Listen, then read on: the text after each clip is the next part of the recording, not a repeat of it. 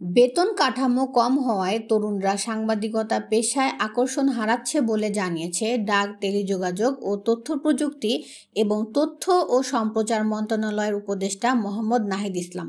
10 September মঙ্গলবার সচিবালয়ের ডাক ও টেলিযোগাযোগ বিভাগের অফিস কক্ষে ঢাকায় নিযুক্ত যুক্তরাষ্ট্র দূতাবাসের চার্জ দি অ্যাফেয়ার্স হেলেন লাফেভের সঙ্গে সাক্ষাৎকালে তিনি একথা বলেন। নাহিদ ইসলাম বলেন, ওয়েজ বোর্ড নিয়ে অসন্তুষ্ট রয়েছে। বেতন কাঠামো কম হওয়ায় তরুণরা সাংবাদিকতা পেশায় আকর্ষণ হারাচ্ছে, তাই ওয়েজ বোর্ড সংস্কারের চিন্তাভাবনা করা হচ্ছে। ছাত্র জনতার গণ অভ্যুত্থানের মাধ্যমে প্রাপ্ত নতুন বাংলাদেশের উন্নয়নে বিদেশি বিনিয়োগ প্রয়োজন। এজন্য জাতীয় স্বার্থ রক্ষা করে যে কোনো বিনিয়োগকে স্বাগত জানানো হবে বলেও জানান উপদেষ্টা। আলোচনার শুরুতেই হেলেন সরকারে এসে দৃষ্টিভঙ্গির কি পরিবর্তন হয়েছে তা জানতে চান। নাহিদ ইসলাম বলেন, ছাত্রদের প্রতিনিধি হয়ে সরকারে এসেছি, তাই দৃষ্টিভঙ্গি একই রয়েছে, শুধু কাজের পদ্ধতি পরিবর্তন হয়েছে। আমরা দেশের মানুষের আকাঙ্ক্ষা পূরণে কাজ করছি। চার্জ দি অ্যাফেয়ার্স উপদেষ্টার কাছে তার দুই মন্ত্রণালয় সম্পর্কে জানতে চাইলে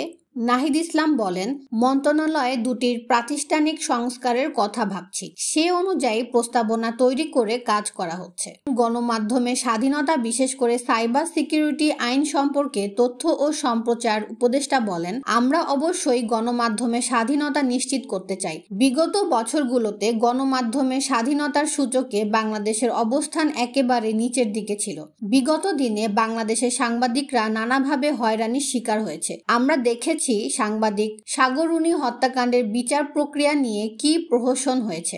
বিগত সরকার বেশ কিছু আইন দিয়ে গণমাধ্যমের স্বাধীনতা ক্ষুণ্ণ করেছে। আমরা এ আইন নিয়ে কাজ করছি। মূল কথা, আন্তর্জাতিক মানবাধিকার আইনের সঙ্গে সাংঘর্ষিক কোনো আইন আমরা রাখব না। কৃত্রিম বুদ্ধিমত্তা বাংলাদেশের জন্য অত্যন্ত গুরুত্বপূর্ণ, এর প্রাসঙ্গিকতাও দিন দিন বাড়ছে। তাই যুক্তরাষ্ট্র থেকে সুনির্দিষ্ট প্রস্তাব পেলে যৌথভাবে এ বিষয় নিয়ে কাজ করা যায় বলেও উল্লেখ করেন তিনি। যুক্তরাষ্ট্র এবং বাংলাদেশের চলমান যৌথ প্রকল্প অব্যাহত রাখার পাশাপাশি নতুন ক্রিয়েটিভ কোনো প্রকল্প নেওয়া যায় কিনা সে বিষয় নিয়ে ভেবে দেখা হবে বলে জানান নাহিদ ইসলাম। পাবলিক অ্যাফেয়ার্স বিষয়ক কর্মকর্তা স্টিফেন ইবেলি মিডিয়া হাউসের অভ্যন্তরে রাজনীতির বিষয় কিভাবে দেখছেন জানতে চাইলে উপদেষ্টা বলেন, আমাদের পক্ষ থেকে কোনো প্রতিবন্ধকতা নেই। সাংবাদিকরা যদি এ বিষয়ে সংস্কারের জন্য এগিয়ে আসে তাহলে আমরা এ সমস্যা সমাধান করার চেষ্টা করব। পিআইবি বিশ্ববিদ্যালয়ের সাংবাদিকতা বিভাগ এবং সিটিজেন জার্নালিস্টদের প্রশিক্ষণের বিষয়ে